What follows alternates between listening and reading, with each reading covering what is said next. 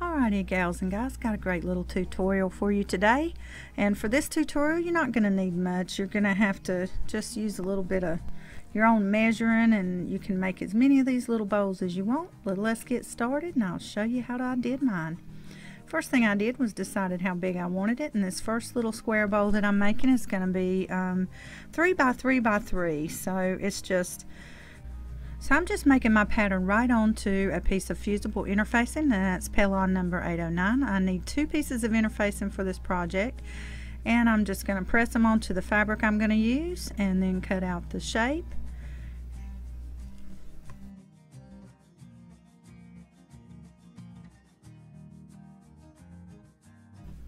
And after I've got those pieces ready, what I want to do is sew all the sides together. So we're just going to match right sides together and sew all 4 sides together on both pieces.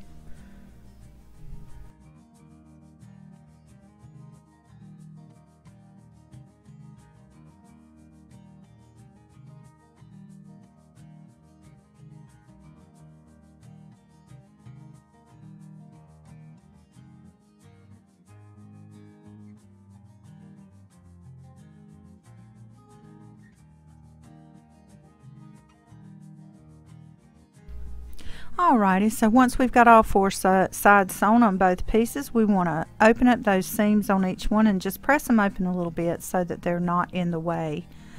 And then I'm going to turn the outside right side out, and we're going to put them wrong sides facing together. I'm just going to do some pinnings around each corner so that I can sew a top edge just to hold them together until I get that bias tape on there. And I'm going to trim the edge up just a little bit. I'm using Sewology bias tape, which I purchased at Hobby Lobby. Alright, and we're just going to sandwich the box in between the pieces of bias tape, or the piece of bias tape, and very carefully going to sew along the edge there.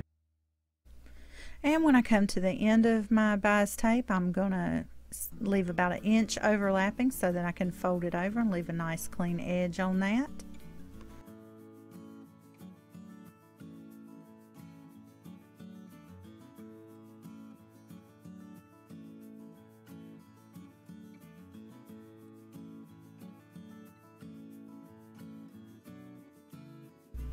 Alright, so there you have it. There is our little fabric box, and you can see I made another one kind of rectangular shaped here.